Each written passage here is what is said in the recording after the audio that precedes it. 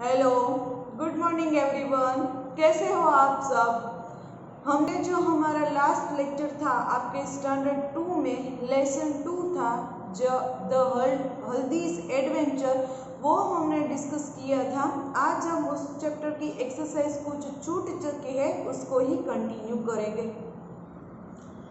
देखो, यहाँ तक हम एक्सरसाइज कर चुके थे। ये आपका वर्क था जो आपको कलर उसमें फिलअप करने थे इस तरह। अब है नेक्स्ट पोयम द पेडलिंग पुल।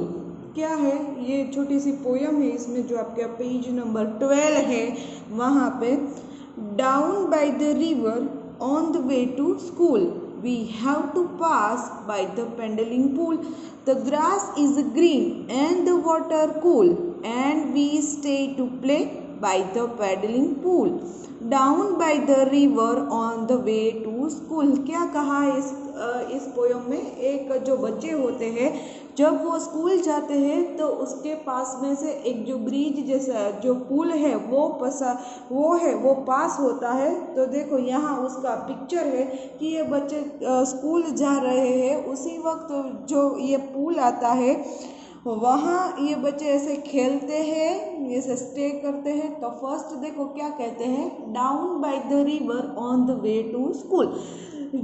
जो पुल है, जब हम स्कूल जाते हैं तो वहाँ एक रिवर भी आती है। पुल के जो नीचे है वहाँ एक रिवर है। We have to pass by the paddling pool. क्या कहते हैं, यदि हमें स्कूल जाना है तो वी हैव टू पास, यानी कि हमें ये जो पुल है वो क्रॉस करना ही पड़ता है। The grass is green and the water cool. जो घास है उसकी देखो यहाँ जो पिक्चर्स है वो ग्रीन कलर की है। एंड देखो ये वाटर है जिसमें बच्चे खेल रहे हैं, नाव बना रहे हैं, और कागज होता है उसकी वो नाव बना रहे हैं। एंड द वाटर कूल, यानी कि जो पानी है वो ठंडा होता है। And we stay to play by the paddling pool. क्या कहते हैं, हम यहाँ स्टे यानी कि रुकते हैं। क्यों रुकते हैं? खेलने के लिए रुकते हैं। जैसा मैंने कहा कि देखो बच्चा है जो कागज की नाव बना रहा है, ये बच्चा बैठा है देख रहा है, ये बच्ची है छोटी सी, उसको भी मज़ा आ रहा है। तो बीच में ये पुल आता है, वहाँ वो लोग रुकते हैं। क्यों रुकते हैं? खेलने के लिए रुकते हैं। By the paddling pool down by the river on the way to school. Here we can see the repetitions of first 2 line. ये 2 लाइन है वो फर्स्ट हमारी जो ये 2 लाइन थी उसका ही रिपीटेशन है। By the paddling pool down by the river, यानी कि जो नदी है वो पुल के नीचे आती है। On the way to school, जब हम स्कूल जाते हैं। इस जो पोयम है वो किसने लिखी है? देखो यहाँ उसके जो राइटर है उसका हमें नाम दिया गया है, एन बेरी। एन बेरी है वो उसके राइटर का नाम है जिसने ये पोयम लिखी है कि जो बच्चे हैं वो स्कूल जाते हैं तो उसी वक्त उसके जो वे होता है, उसका जो रास्ता, उसमें से एक पुल है, वो है, वहाँ रिवर है, जो उसकी ग्रास है वो ग्रीन है, यानी कि हरी रंग की ग्रीनरी है। जो उसका रिवर का जो पानी है वो ठंडा है। और बच्चे वहाँ क्यों रुकते हैं? खेलने के लिए रुकते हैं। अब देखते हैं हमारी next exercise. Let's write. Fill in the blanks with the words given in the brackets. क्या करना है, हमें यहाँ कुछ ब्लैंक्स दिए गए हुए हैं, उसमें से हमें ब्रैकेट में से एक वर्ड्स को चूज करके उसको फिलअप करना है। देखो ये बोर्ड्स है और बोर्ड्स का हमें यहाँ पिक्चर भी दिखता है। तो हमें क्या करना है, जो बोर्ड्स है वो किसके लिए होती हैं? सेल करने। ठीक है, तो हम यहाँ लिखेंगे सेल। फिर है डॉग्स। तो डॉग्स क्या करते हैं? बार्क। बार्क यानी कि भौंकना। तो यहाँ हम लिखेंगे bark, dogs bark, birds sell. फिर चिल्ड्रन क्या करते हैं? जो बच्चे होते हैं खेलते हैं, तो इसमें से क्या आएगा? प्ले। फिर बेल्स। बेल्स का यूज क्या है? वो रिंग करती है, आवाज आती है, बेल्स रिंग। और बर्ड्स है वो क्या करते हैं? सिंग। उसकी जो स्वीट वॉइस है, उसकी जो मधुर आवाज है, उसमें से गाना गाते हैं, बर्ड्स सिंग। तो यहाँ लिखेंगे सिंग। यानी कि ये जिसके हमें नाम दिए गए ना उसका हमें प्रॉपर वर्क लिखा। Birds sell, dogs bark, children play, bells ring and birds sing. Birds है वो सेल करने के लिए, डॉग्स है वो भौंकते हैं यानी कि बार्क उसका जो वॉइस है, चिल्ड्रन है जो बच्चे हैं वो खेलते हैं, बेल्स यानी कि जो घंट होता है, हमारे स्कूल में भी जनरली बेल्स होती है वो हमें सुनाई देती है, रिंग एंड बर्ड्स सिंग वो गाना गाते हैं। Write the names of the days of the week. You can begin with the Sunday. क्या करना है, यहाँ हमें जो हमारा वीक है मंडे टू संडे उसका हमें पूरा लिखना है, उसके जो नाम है वो हमें लिखने हैं। क्या कहते हैं, you can begin with Sunday. हमें किस जो हमारा जो संडे है जो हॉलीडे है उससे स्टार्ट करना है। तो हम यहाँ लिखेंगे संडे, फिर मंडे,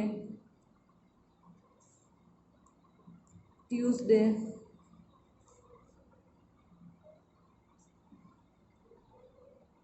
वेडनेसडे, फिर यहाँ थर्सडे, फ्राइडे और सैटरडे, क्योंकि यहाँ हमने बिगिन विथ संडे किया है, हमने संडे से स्टार्ट किया है। तो यहाँ लिखेंगे हम Saturday, Sunday, Monday, Tuesday, Wednesday, Thursday, Friday and Saturday. आप सबको पता है ये वीक के नाम। नेक्स्ट, हल्दी wrote her name at school in this way। Next exercise क्या है कि हल्दी ने जो अपना नाम लिखा वो किस तरह लिखा। देखो ये हमें जो स्काई ब्लू कलर का जो राइट है वहाँ हल्दी ऐसा लिखा है। देखो ये colour. She made a one mistake. उसने यहाँ एक गलती की है इस नाम को लिखने में। What was it. क्या है वो गलती। तो देखो वो गलती है ये एच है वो यहाँ कैपिटल आता है। क्यों कैपिटल आता है, क्योंकि जो नाम का हमारा फर्स्ट लेटर होता है वो ऑलवेज हमें कैपिटल ही लिखना है। फॉर एग्जाम्पल यदि आपका नाम केवल है तो केवल का के कैपिटल आएगा, उसको हमें से जो सेकेंड्स हमारे अल्फ़ाबेट से इंग्लिश में उसमें नहीं लिखना है। इसी तरह किसी भी वीक का नाम देखो यहाँ Sunday, Monday, Tuesday, Wednesday, Thursday, Friday, Saturday सब में जो फर्स्ट लेटर है वो कैपिटल होता है। देन थर्ड रूल, जो किसी सिटी के नाम होते हैं, किसी कंट्री के नाम होते हैं, किसी फेस्टिवल के नाम होते हैं तो उसका भी फर्स्ट लेटर ऑलवेज कैपिटल ही आएगा। यदि मैं कहूँ दिल्ली तो दिल्ली में डी कैपिटल, मुंबई तो मुंबई में एम कैपिटल। आपके नाम का भी फर्स्ट लेटर कैपिटल में ही आएगा। तो यहाँ हल्दी है तो यहाँ हम लिखेंगे हल्दी। ये हमने करेक्शंस किया, ऐसा आएगा। देखो एच है वो कैपिटल करना है।